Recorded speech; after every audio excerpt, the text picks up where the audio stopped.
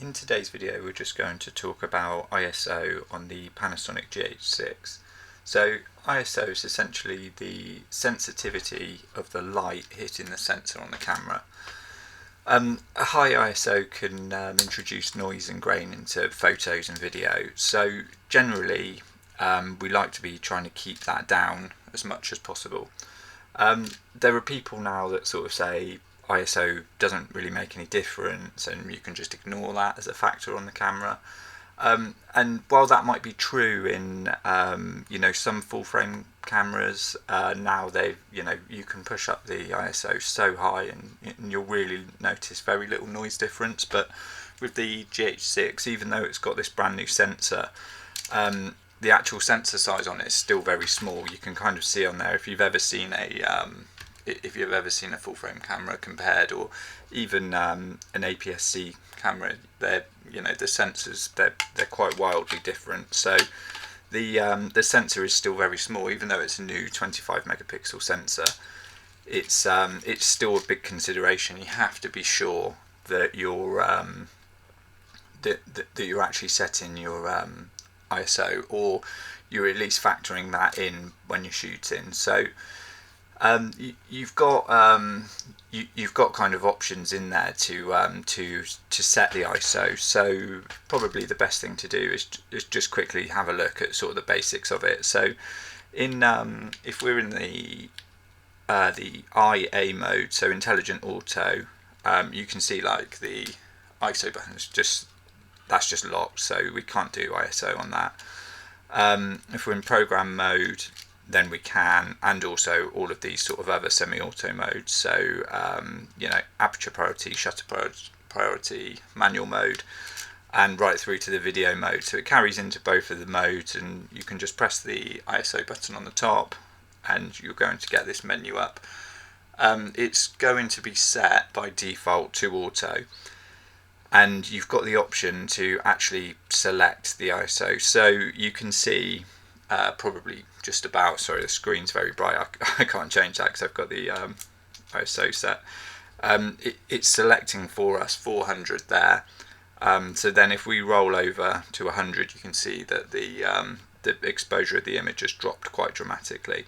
And then if we come back to around 400 where it had us, that's sort of back where it was. Essentially what we want to do, if we can, is always kind of set this. So we've talked about the custom modes. I'll link to video above on how we create those modes. But what I like to do is in those modes I will always come right down in the auto mode, and I'll set that as low as possible. We also talked about how we can change the increments in the ISO settings.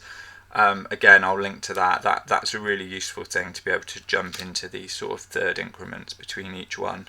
It just gives you a bit more control over the higher end and a tiny bit on the lower end of the camera, so you're not stepping right up into these really high ISOs when you actually don't need to be. You can sort of go at like a smaller increment, and that will reduce the noise slightly because you're not having to jump so high up. You can work with the auto settings on there. If you do, what I would probably recommend is that you kind of jump into the camera, and then in this menu, it's the so menu, and then the video camera, and then we want image quality 1, and you can see in here it's got ISO, sensitivity, video. And if we click into that, you can see it's got the lower ISO limit, and that's set to 100, which makes sense. But then the ISO upper limit for auto isn't actually set; it's just set. So the camera, essentially, you're leaving a lot of the thinking up to the camera. So the camera just kind of will change things as it wants to. So quite often it will pull the ISO really high just to compensate with what you're trying to achieve in the other settings. You can tell the camera if you're shooting in a certain ISO and you think, oh, that's too noisy, that's unusable for what I'm doing, you can tell the camera actually it only wanted to go up to say 3200 or 6400. Obviously that's the top one, so it doesn't make a great deal of difference going up to that, but you can kind of tell it, you know, don't go beyond that. Actually, I think it does go up one stop from beyond there, but yeah, you can essentially just limit it to there. I usually, when we're in this territory, I'm starting to question, you know, why we're that high, and maybe trying to get some additional light in, or change the change the shot to you know, reduce that, because that is very high. What we essentially get is on this we've got I don't think actually I've got my ISO increment set on this. If I go into my C mode, let's have a look at ISO in that. Sorry, I'm in vlog on that, which makes a difference. We go into there. Yeah, I can go down to 50 in my normal profile, because I've got the extended ISO, and again that's sort of linked in another video. But what I tend to do is for these C profiles, I will usually set that as low as I can go, or at least, you know, a base of 100, and then, you know, if you switch the camera on and the screen's obviously just black, then you just adjust the ISO to that kind of setting, and you can just work with what's there. But I've had times where you know, I've cranked the ISO up really high because I was indoors somewhere, and then just switched the camera back on, or I'd saved it into a profile without really thinking about it, and then you shoot a load of stuff, say outdoors, or you shoot it in a setting where you really don't need a higher ISO, and then that footage is, you know, the quality's not quite as good as you'd like it to be, because you've just shot it at too high an ISO, and you could have probably had it at, you know, below 400, and it would have looked a lot better. So that's like a mistake that you know, I've made in the past, and I always just make sure that those preset ISOs are always just as low as possible. So I know in my C modes, when I switch between them, I'm confident that it's going to be a nice low base, and then I can kind of work my way up from that.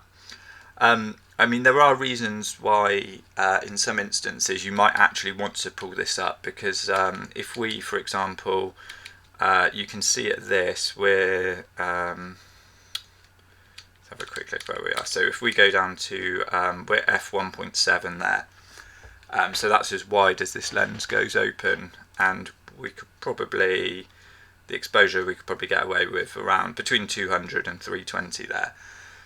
And then if we wanted to open the aperture right up on this, sorry, if we want to step the aperture up to a higher number, so rather than having that shallow depth of field, we want a higher f-stop number, so we've got more in focus, so a wider focus plane. You can see if I want to go up to, say, f8 for example, the frame has gone very dark, like it doesn't work at 400. So what we'll need to do is dial that ISO up to kind of compensate a little bit. Obviously, like I say, there are other things you can consider. You know, we might be on the verge there if we don't really want to be shooting at that higher an ISO, so we can sort of you know, maybe with the f-stop we can come to a compromise, or we can try and get into somewhere where there's a bit more light, or, you know, there are always compromises there. But that's one reason why maybe actually you would want a higher ISO.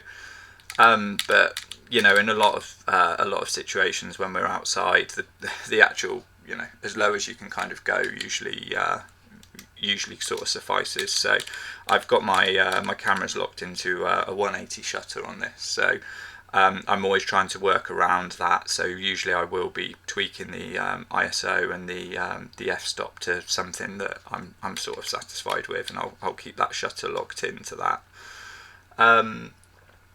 So yeah, that's kind of an overview of it. I mean, to kind of go a step further with it, it's quite confusing, because you've got cameras like the other cameras that have, say, dual gain ISO or dual gain ISO, and they have sort of like two base ISOs, and this camera essentially, it doesn't have that, but so like the dual gain ISO, for example, even some Micro Four Thirds cameras have it, like the GH5S, and that would have it has a dual ISO of 400 and 2500. So the second base ISO is quite high.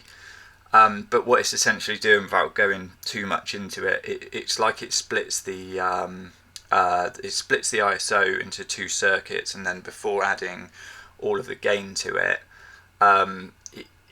it's sort of breaking it down in that way. So you can jump up to say 2500, for example, the higher base ISO, and that will have around the same. It will be almost as clean as the 400.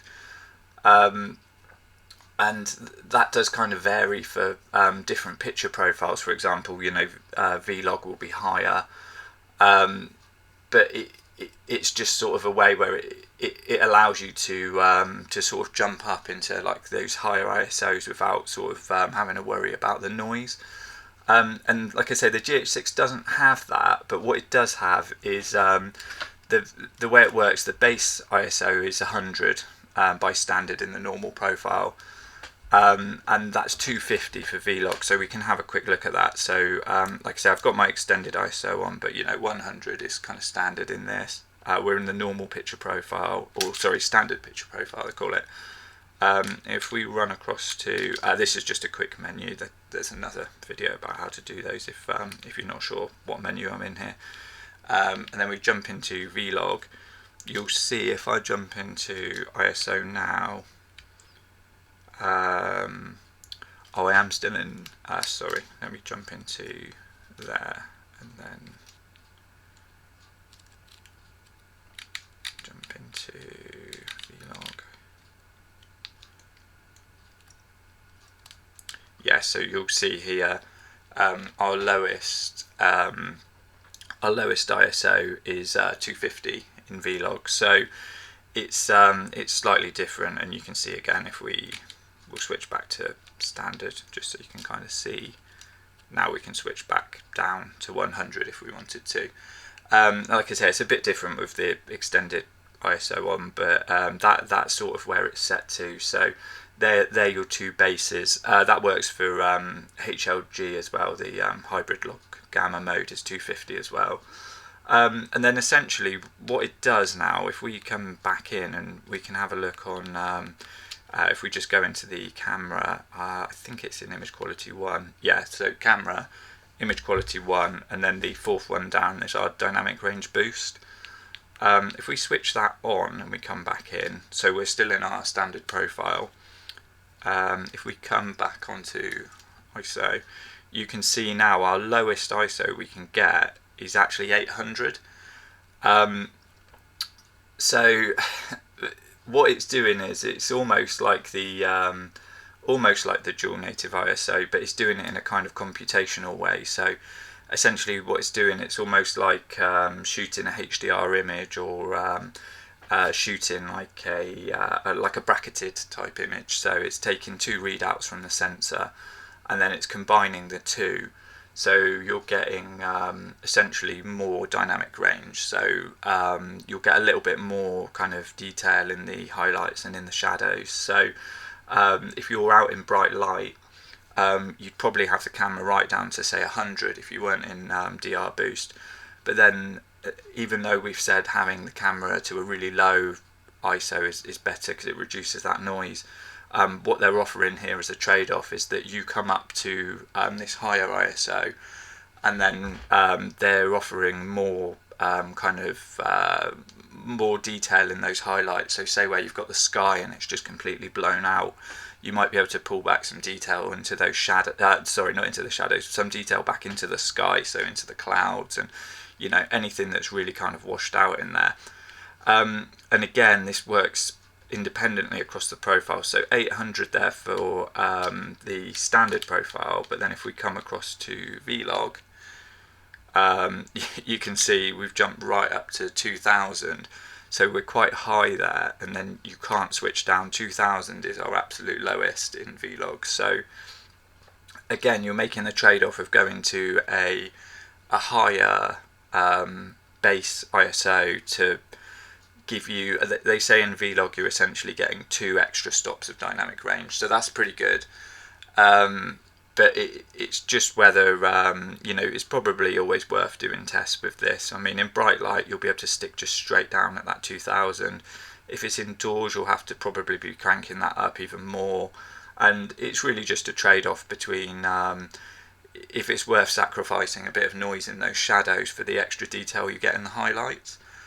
And you know, there'll be different use cases for it and different kind of ways you can test it, but certainly in these modes, I definitely wouldn't be sticking it into auto when, you know, you've got DR boost on and you're kind of at this level, because for me the base size ISOs they're already very high, you know, 800, 2000, they're high ISOs already, so to have the control over those whilst the camera's kind of whilst it's making decisions elsewhere, it's really worth kind of having that. And like I say, everything in the camera is a little bit about sacrifices, and what they've managed to do with this camera, you know, the actual the noise in the shots compared to, say, the GH5, which I know is, you know, at this point is quite a few years older, but they've done a really good job with the newer sensor kind of reducing that noise. It's very impressive for you know, a micro four thirds camera that has, you know, tiny lenses like this, almost like toy like lenses. It's very impressive how they've managed to do it, and some of it, like I say, they've had to do in this kind of, in more of a kind of computational way. So it's really just one of those things where, you know, you can test it, you can see what works, and you can kind of see what's going to be suitable for your workflow. There are always instances where you're possibly going to have to come in and you might need to do a little bit of noise reduction in shots, and you know, that's something I was quite used to with the GH5, because it was great in a lot of instances, but when you took it into a really low light setting,